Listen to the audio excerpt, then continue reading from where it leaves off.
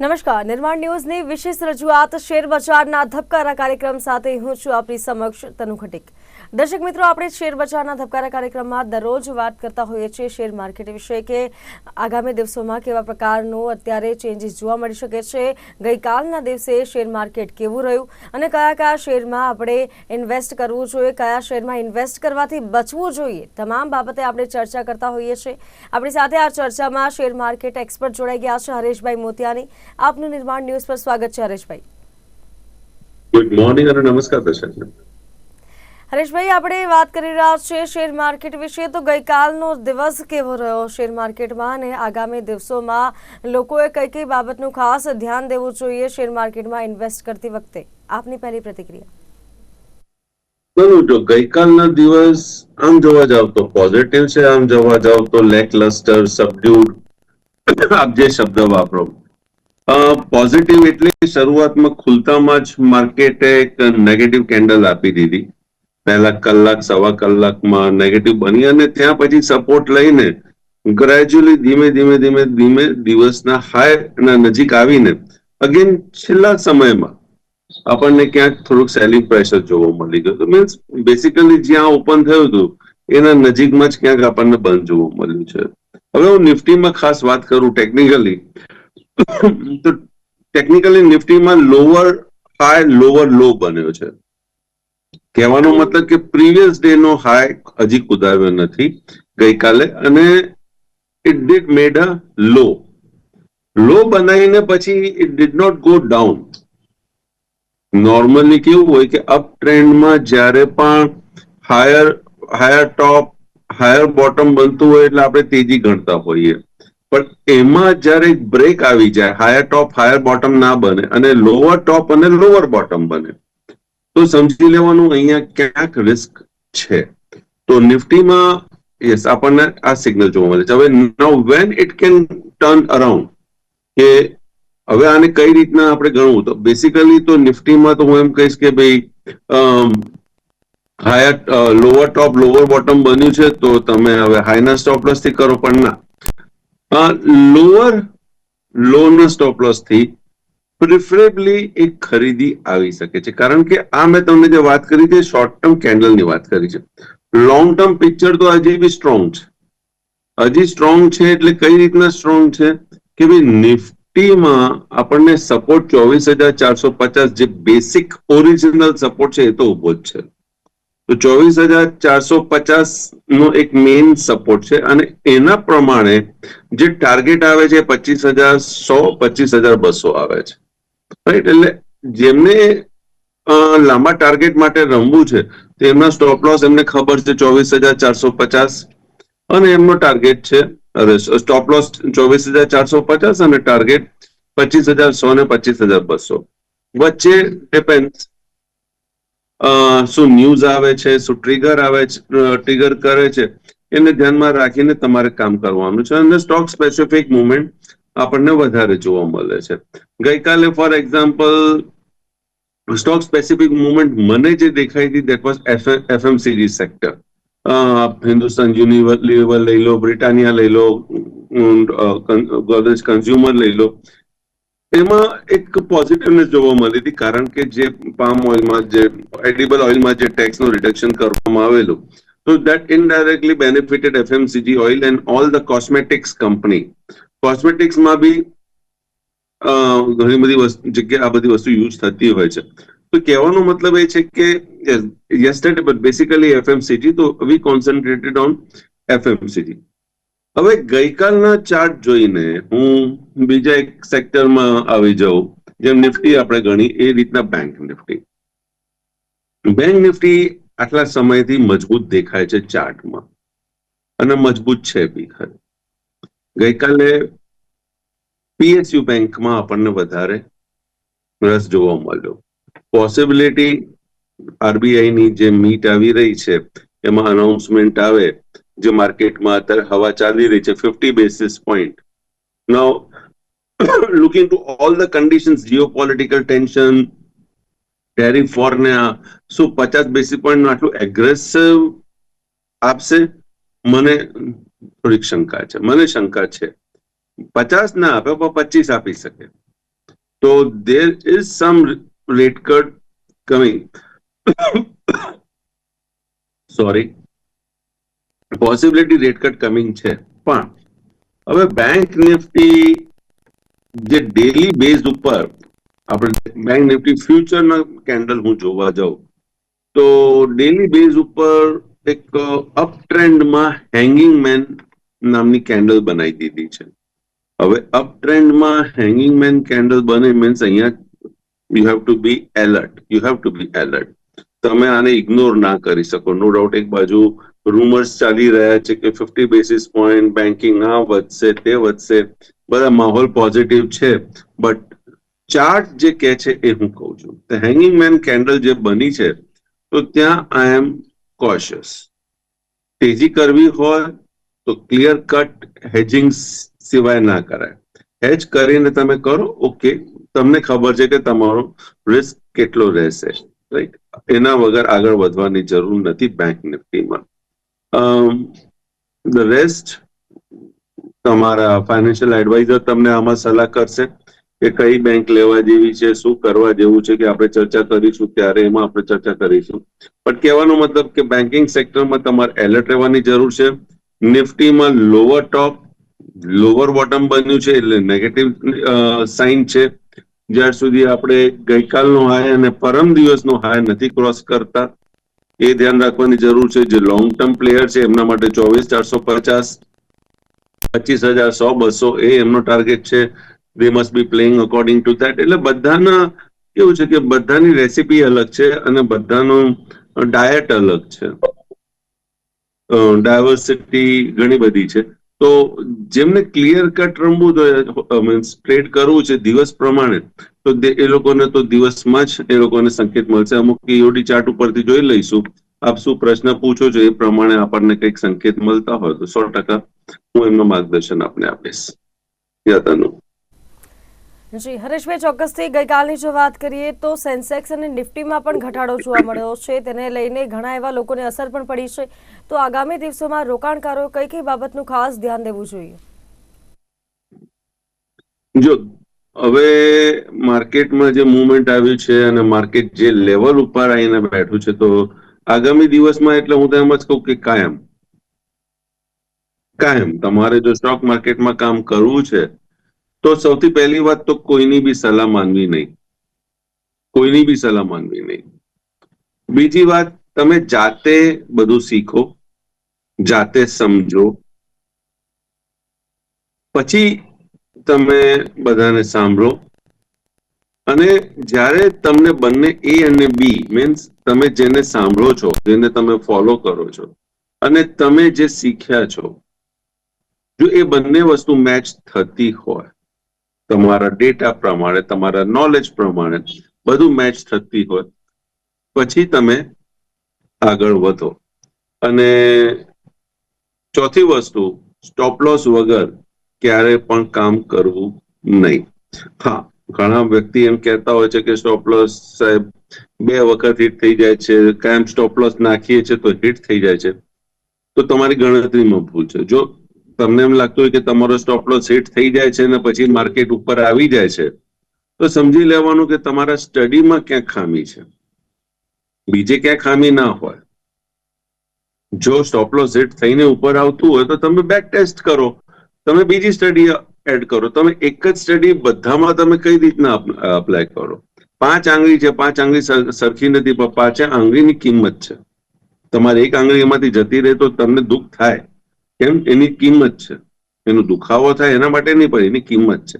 તો 5 આંગળી છે, 5 આંગળીની કિંમત છે. અહીંયા સ્ટોક માર્કેટમાં જ્યારે તમે ટેકનિકલ એનાલિસિસમાં આવો છો તો ટેકનિકલ એનાલિસિસમાં તમારે જેટલા બી સ્ટડી છે એ બધી સ્ટડીની કિંમત છે. આઈ ડોન્ટ નો કે મોર્ગન સ્ટેલી શું ફોલો કરે છે, કે ક્વોન્ટમ શું ફોલો કરે છે, કે પછી એસએનપી શું ફોલો કરે છે, એ મને ખબર નથી, રાઈટ? અને એમના અંદર બી આ જુદા જુદા ફંડ મેનેજરો હોય છે, એક જ ફંડ મેનેજર કામ ના કરે. તો એ બધાના ટેકનિકલ સ્ટડી અલગ, કોઈ ઇચીમોકુ કરે છે, કોઈ ગેન કરે છે, કોઈ એલિયટ વેવ કરે છે, કોઈ સિમ્પલ કરે, કોઈ કઈ એવરેજ અપનાવે છે. નોર્મલી બધા 20, 50, 200 જે તમે બધા નેશનલ ટીવી ઉપર જુઓ છો તો તો બધા એને ફોલો કરે છે. હવે 20, 50, 200, okay, weather it is simple કે એક્સપોનેન્શિયલ, એ બી તમારે ખાસ સમજવાની જરૂર છે. અમુક ટાઈમે ગઈકાલે હું એક ચેનલ જોતો તો ત્યાં એક વ્યક્તિ આવે, તો કોઈ નવો વ્યક્તિ હતો, એ કે મેં નિશ્ચિત કે 12 દિવસની મૂવિંગ એવરેજ. હવે તમે જો આ એક નવી એવરેજ આવી ગઈ કે 12 દિવસની મૂવિંગ એવરેજ ફોલો કરે કે 12 દિવસની મૂવિંગ એવરેજ બ્રેક નથી થતી. તો see everyone has a different style of trading. એ આપણને કેચ કરવાનું છે કે હા, કયા લેવલને માન આપે છે, કઈ સ્ટડીને માન આપે છે. એ સ્ટડીને માન આપે છે, એ સ્ટડીને તમે ફોલો કરો and take the benefit. Simple છે માર્કેટમાં, it is not very difficult. The only difficult part માર્કેટમાં છે કે તમારે શોધતા આવડવું જોઈએ.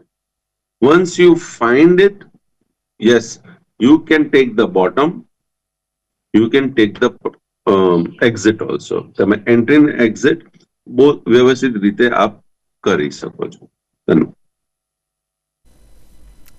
હરેશભાઈ, ચોક્કસથી વાત કરીએ હવે ઇન્સ્ટ્રુમેન્ટ વિશે. તો ઇન્સ્ટ્રુમેન્ટમાં બેન્કિંગ સેક્ટરમાં ખાસ કરીને આઈસીઆઈસીઆઈમાં કેવા પ્રકારનો આગામી દિવસોમાં માહોલ જોવા મળી શકે છે, કેવા પ્રકારના ચેન્જીસ જોવા મળી શકે છે? ખાસ કરીને ચેન્જીસ એટલે હું સમજ્યો નહીં. હું ચેન્જીસમાં સમજ હોય છે કે રોકાણકારો ક્યાંક રોકાણ કરવા જતા હોય છે અને વધઘટ ક્યાંક જોવા મળતી હોય છે. તો જે અગાઉના દિવસ હતા તેનામાં જે ચેન્જીસ જોવા મળ્યા અને આગામી દિવસોમાં કેવા પ્રકારનો માહોલ જોવા મળી શકે છે તેના વિશે.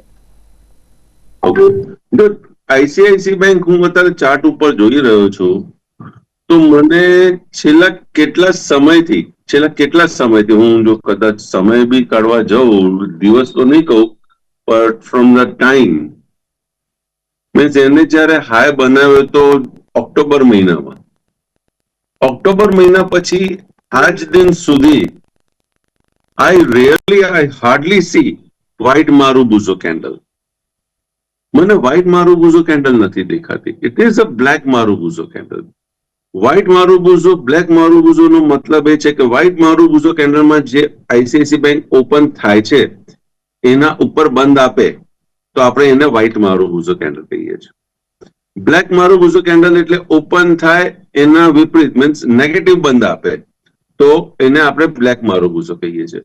તો ઓક્ટોબર થી મીન્સ ઓક્ટોબર, નવેમ્બર, ડિસેમ્બર 3 અને 5 આ મહિના, કેમ કે જૂન તો હવે શરૂઆત, 8 મહિનાથી મને બ્લેક મારુબુઝો કેન્ડલ અબેન્ડ મીન્સ આમ ક્વોન્ટિટીમાં દેખાય છે.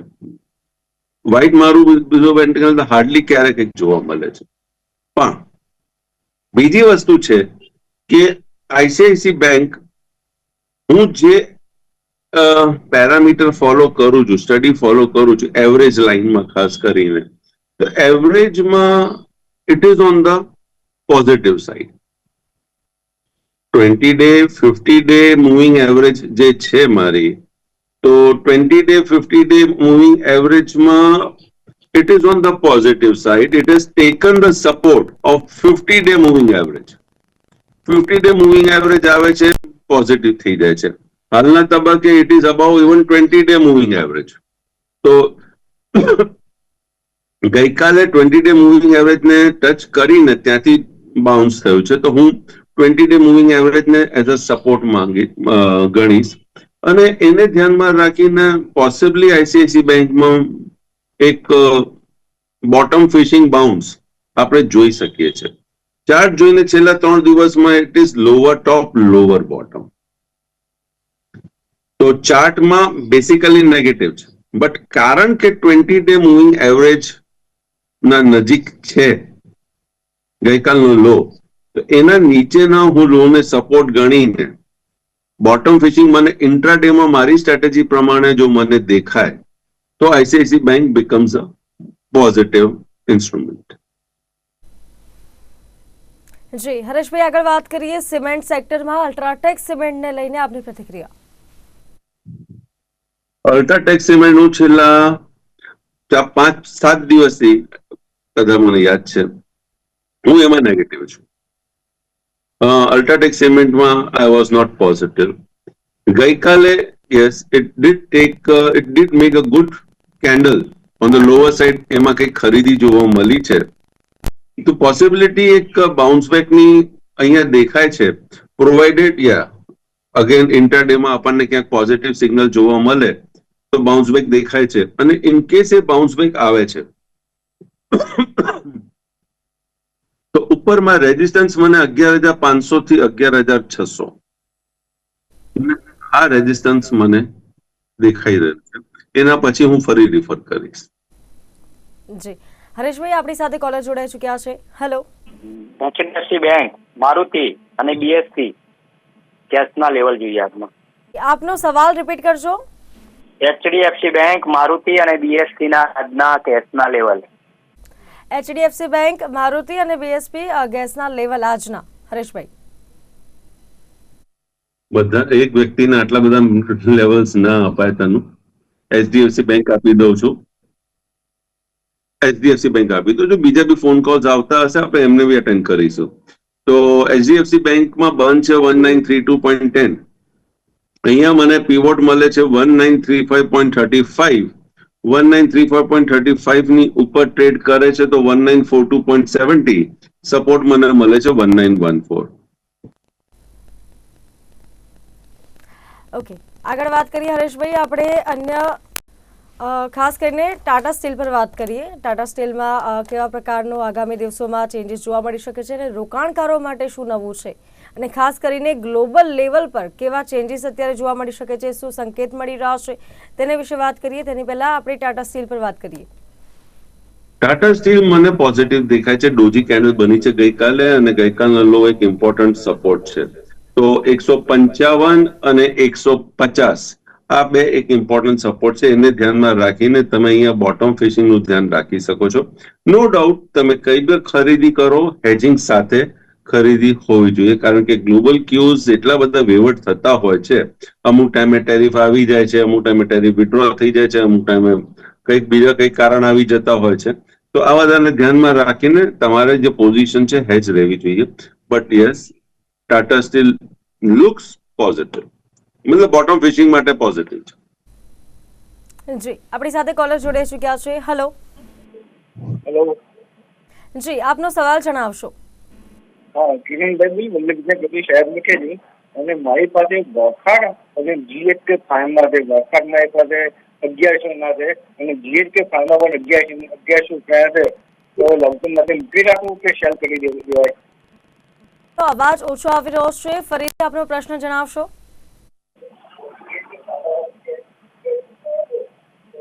પૂછતી વખતે ટીવીનો અવાજ ઓછો રાખવા વિનંતી છે સૌ દર્શક મિત્રોને. આપનો સવાલ ફરીથી જણાવશો. હેલો, જીએચકે ફાર્મા, 100 ફાર્મા અને વખાણ.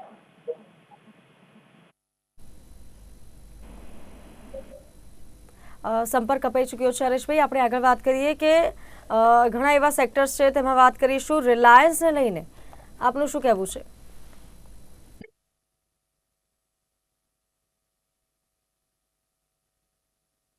Reliance looks positive, but Reliance છે એટલે બહુ સ્ટેટમેન્ટ ના થાય પોઝિટિવ ને બધું.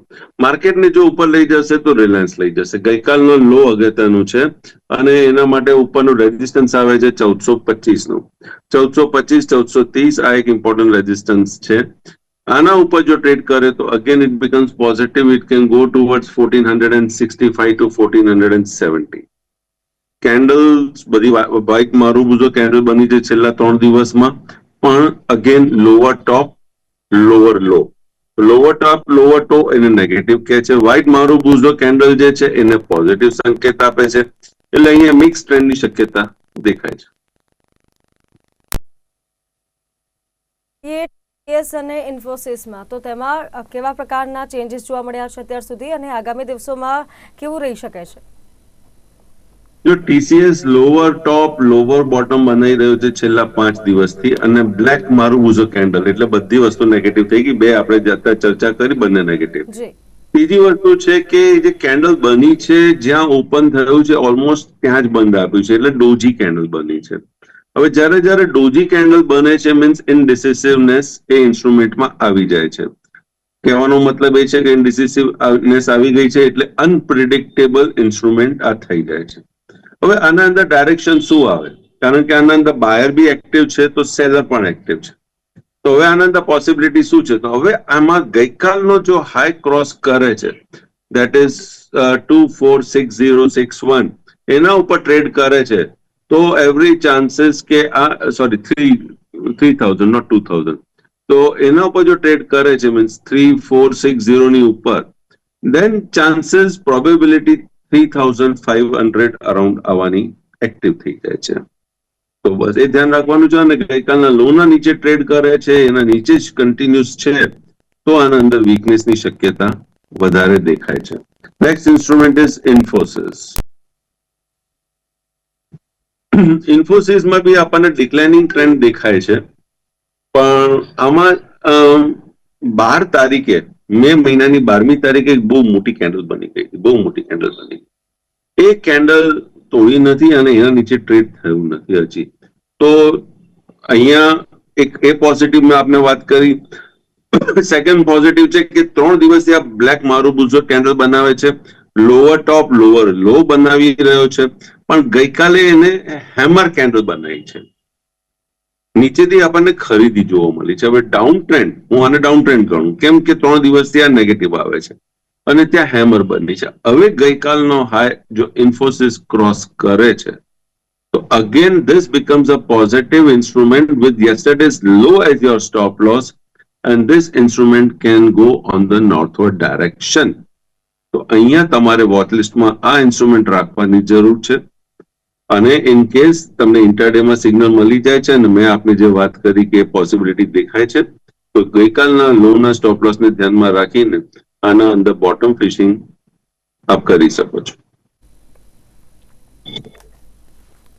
આપણી સાથે કોલર જોડાઈ ચૂક્યા છે, તેમની સાથે વાત કરીએ. Hello,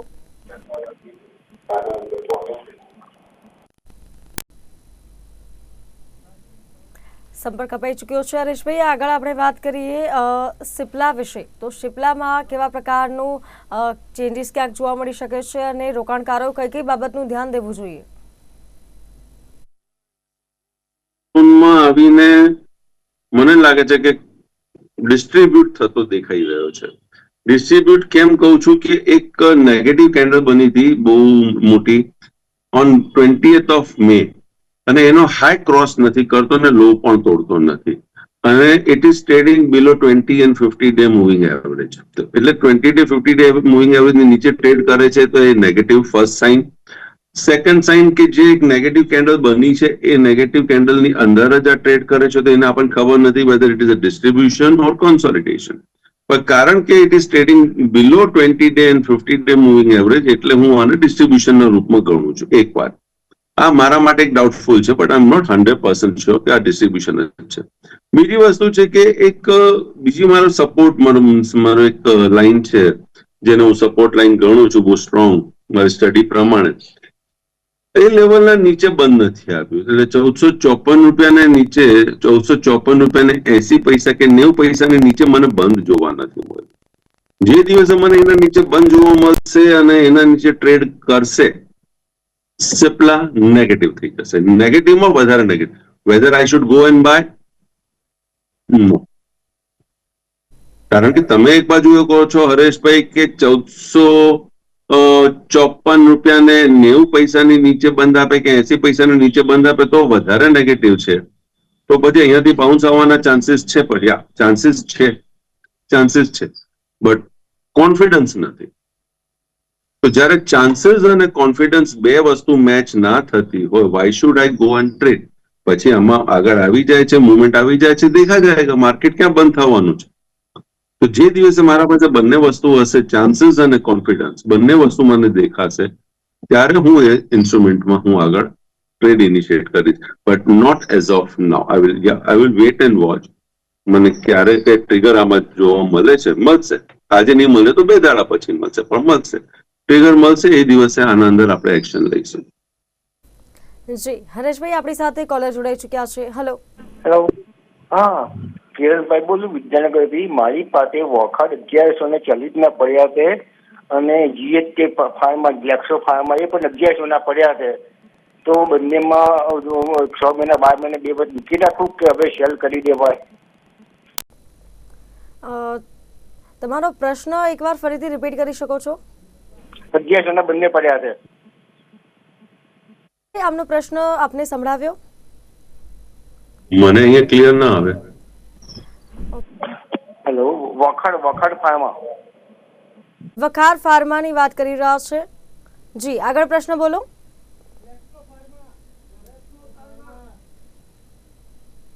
hello. ઓકે, વોકટ ફાર્મામાં મને પોઝિટિવનેસ જોવા મળી હતી પરમ દિવસે, બટ ગઈકાલે અગેન મને ફોલોઅપ જોવા નથી મળ્યું. તો મારા મિત્ર ખાલી આટલું ધ્યાન રાખજો કે હવે આ પોઝિટિવ કેન્ડલ જો આજે બને કે ગઈકાલે જે હાઈ બન્યો છે, આ ધ્યાન રાખજો ખાસ. ગઈકાલનો હાઈ બન્યો છે એ ગઈકાલના હાઈની ઉપર જો ટ્રેડ કરે છે ને તો તમે સમજી લેજો વોકટ ફાર્મમાં તમે હોલ્ડ કરી રાખો, નહીતર આના અંદર તમને પ્રોફિટ બુકિંગ જોવા મળી શકે. જો એમ નથી કહેતો આ શોર્ટ સેલિંગ કેન્ડિડેટ છે, પણ પ્રોફિટ બુકિંગ તમને વોકટ ફાર્મામાં આપને જોવા મળી શકે છે. અને બીજી વસ્તુ છે, આપણી જે ક્વેરી છે જે આપ કહી રહ્યા છો ને અમારા એન્કરને ક્લિયરિટી નથી આવતી ફોર વોટ એવર રીઝન, આપ મારા નંબર ઉપર આપ મને મેસેજ કરી શકો છો, હું જોઈને આપણે જવાબ આપી દઈશ. નો ઇશ્યુઝ. અને આઈ થિંક સમય બી થવા આવ્યો છે તનુ, તો સમયના અભાવના કારણે આજે જે બી ઇન્સ્ટ્રુમેન્ટ વિશે ચર્ચા કરી છે, મારું ત્યાં કોઈ પર્સનલ ઇન્ટરેસ્ટ નથી.